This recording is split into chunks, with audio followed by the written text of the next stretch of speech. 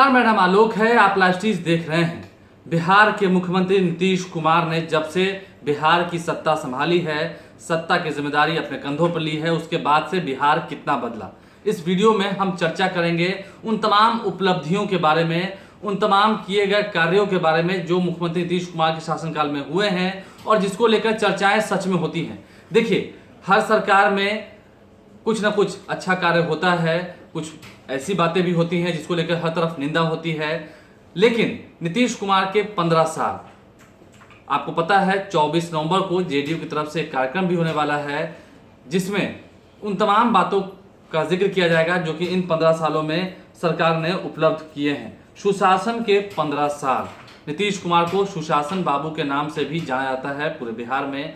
सबसे बड़ा अगर हम बदलाव देखें, अगर शुरुआती दौर में जब से 2005 में नीतीश कुमार ने सत्ता की बागडोर संभाली, तब से अगर हम देखें तो बेटियों को जो शैक्षणिक प्रोत्साहन मिल रहा है उसका हर तरफ जिक्र हो रहा है और उसकी प्रशंसा शुरू से ही हो रही है। 2010 में जब एनडीए की सरकार को प्रचंड बहुमत मिली थी, उसका कहीं ना कहीं जो मेन मोटिव था, उसका कहीं ना कहीं जो मेन एजेंडा था वो यही था कि समाज में बेटियां अब साइकिल से स्कूल जाने लगी हैं, उन्हें पोशाक राशि मिलने लगी है। और यही नहीं, पिछड़ा और अति पिछड़ा समाज के लोगों के उत्थान के लिए अलग से निदेशालय का गठन किया गया, अलग से एक आयोग बनाया गया। इन तमाम बातों का जिक्र उस एजेंडे में था। 2010 में जब नीतीश कुमार फिर से बिहार की बागडोर को उन्होंने संभाला, फिर से वो चुनाव जीत के आए। सुशासन के 15 साल में क्या कुछ उपलब्धियां रही।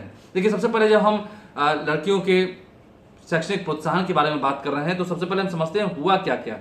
मुख्यमंत्री बालिका पोशाक योजना के अंतर्गत 1500 रुपए दिए जाते हैं। मुख्यमंत्री बालिका साइकिल योजना के तहत 3000 रुपए दिए जाते हैं सभी लड़कियों को जो स्कूल में पढ़ने जाती हैं। मुख्यमंत्री बालिका प्रोत्साहन योजना के तहत 10,000 रुपए दिए जाते हैं। 12वीं पास अविवाहित छात्राओं को 25,000 रुपए दिए जाते हैं, ग्राफिक्स के जरिए हम आपको समझा भी रहे होंगे।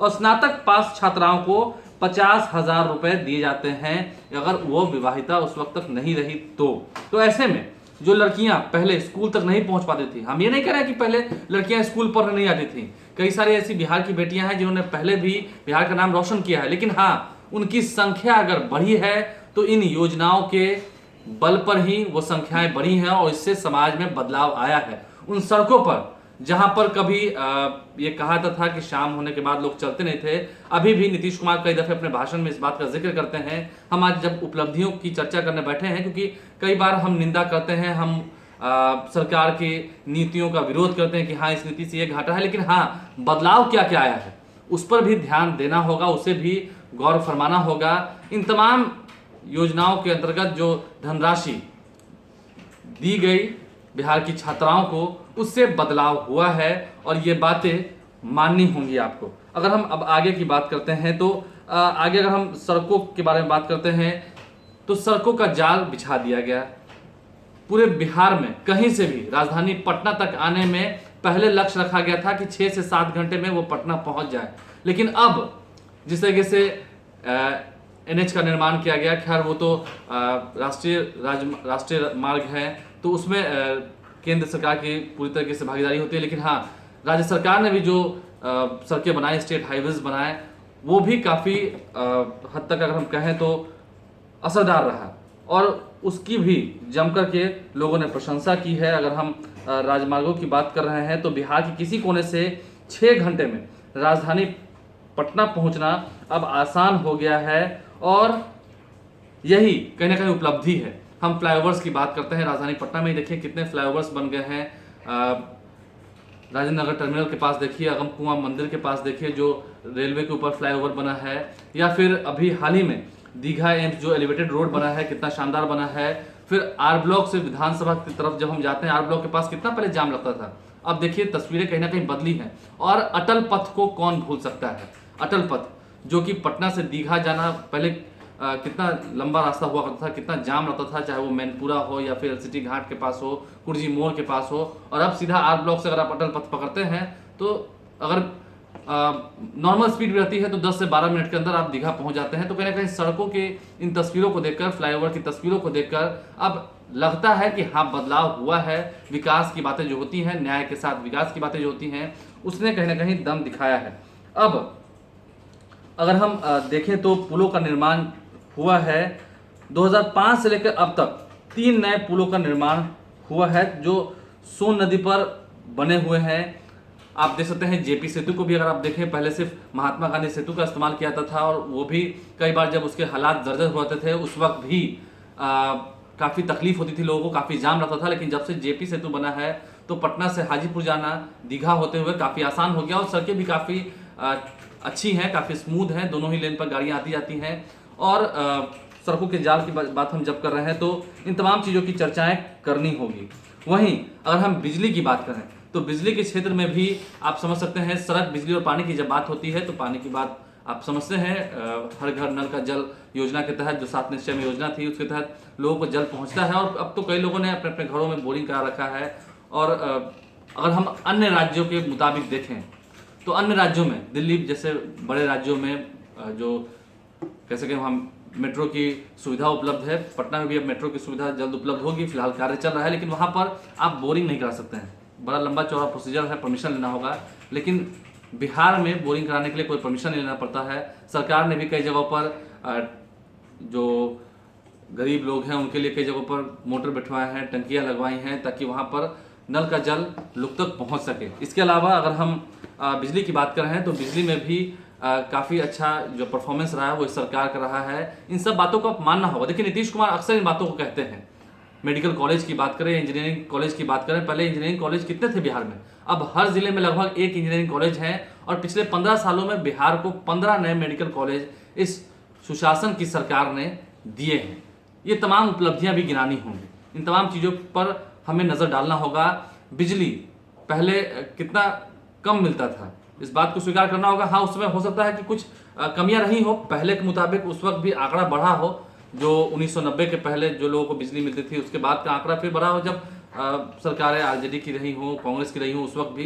लेकिन हाँ, जब 2005 के बाद के अगर हम इतिहास को देख रहे हैं उठाकर तो उस वक्त से बिजली के क्षेत्र में कितना प्रोग्रेस हुआ है आप याद कीजिए। अगर हम पटना की बात करें, अन्य जिलों की बात करें, जब बाढ़ आती है उस वक्त भी बिजली का कनेक्शन रहता है, कितना भी आंधी आए, पानी आए, बिजली काफ़ी कम समय के लिए ही कटती है, उसका कनेक्शन दूर होता है, उसमें भी आप कंप्लेन करते हैं तो फिर ये तस्वीरें जो है निकल के आती हैं, फिर से बिजली लौट आती है। तो कहीं ना कहीं हर क्षेत्र में जो काम हुआ है उस पर भी ध्यान देना होगा। और सबसे बड़ी बात जो नीतीश कुमार अक्सर कहते हैं, लॉ एंड ऑर्डर को लेकर जो सवाल खड़े होते हैं, राज्य में दंगे कितने हुए, राज्य में कितने नरसंहार हुए, इन तमाम चीज़ों के बारे में भी हमें गौर फरमाना होगा। पहले के मुताबिक जो बातें सामने निकल के आती हैं, नीतीश कुमार अक्सर कहते हैं कि क्या हम इन चीज़ों को बर्दाश्त करते हैं, क्या कॉम्युनल चीज़ों को हम बर्दाश्त करते हैं। आप देखते हैं कभी भी हम मारपीट झगड़ा कोई कर ले, मारपीट कर ले, झगड़ा कर ले, आप समझ सकते हैं कोई भी सरकार आएगी, किसी भी सरकार का गठन होगा, उस दौरान क्या हम ये कह सकते हैं कि हाँ कोई मारपीट नहीं करेगा, कोई झगड़ा नहीं करेगा, कहीं कोई किसी का कह सकें तो गलत काम नहीं करेगा किसी के साथ। तो इन सब चीज़ों के बारे में हम समझ सकते हैं कि अपराध जो है वो पूरी तरीके से उस पर नियंत्रण नहीं पाया जा सकता है। हाँ, लेकिन प्रिवेंशन ऑफ क्राइम के बाद कितनी जल्दी उस पर काबू पाया जा सके, कितनी जल्दी अपराधियों को पकड़ा जा सके, ये कहीं ना कहीं थोड़ा बदलाव इस क्षेत्र में भी देखने को मिला है। और नीतीश कुमार इन बातों को अक्सर दोहराते भी हैं कि इन चीज़ों को देखिए बदलाव हुआ है। सुशासन के 15 साल में क्या कुछ बातें निकल के आई हैं। अब लगभग 6500 मेगावाट बिहार में बिजली की खपत होती है और वह राज्य सरकार पूरा भी करती है। गाँव में भी जब हम जाएंगे तो वहाँ पर भी बिजली लोगों को लगभग, अगर हम 24 घंटे की बात करें तो 24 घंटे में से 22 घंटे 23 घंटे मिलती ही हैं, कहीं कहीं 20 घंटे भी मिलती है। लेकिन हाँ, उसमें भी काफ़ी सुधार हुआ है, सड़कों के हालात बदले हैं, स्कूल कॉलेजेस के हालात बदले हैं। लेकिन हाँ, अभी और बदलना बाकी है।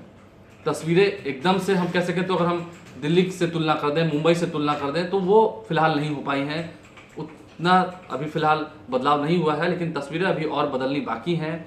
लेकिन 15 सालों में क्या कुछ बिहार में बदला है, इसका जिक्र हमने आपको किया है। कहीं ना कहीं राजनीति हो या फिर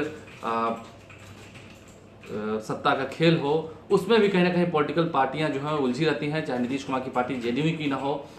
एक बार बीजेपी से गठबंधन टूटा, फिर एक बार आरजेडी के साथ गठबंधन हुआ, महागठबंधन बना कांग्रेस के साथ, फिर उस महागठबंधन से निकलकर नीतीश कुमार ने फिर से बीजेपी के साथ बिहार में डबल इंजन की सरकार बना ली। तो राजनीति में भी उठापटक होती रही, जिसका असर कहीं ना कहीं थोड़ा विकास पर भी पड़ा, इस बात को भी मानना पड़ेगा। लेकिन हाँ, बदलाव तो हुआ है। और इन दिनों चर्चाएं काफ़ी तेज हो रही हैं शराबबंदी कानून को लेकर। बिहार में शराबबंदी कानून लागू किया गया ताकि महिलाएं खुश रह सकें। और उसका असर भी कई दफे जब चुनाव होते हैं तो दिखता है, महिलाएं बढ़ चढ़ कर नीतीश कुमार को वोट करती हैं। महिलाओं को पंचायत चुनाव में जो आरक्षण मिला 35% का, या फिर सरकारी नौकरियों में जो आरक्षण मिला, उसका भी कहीं ना कहीं अच्छा प्रभाव पड़ता है। जब चुनाव आते हैं उस वक्त नीतीश कुमार की पार्टी की ओर महिलाओं का रुझान रहता है। लेकिन चर्चाएं होती हैं, विफलताएं भी सरकार की गिनी जाती हैं। जब किसी मोर्चे पर सरकार विफल होती है उस वक्त हम सरकार की विफलताओं का भी ज़रूर बखान करते हैं, ये बताते हैं कि कहाँ चूक हो रही है। और फिलहाल इस वीडियो में आपने उन तमाम बातों को सुना है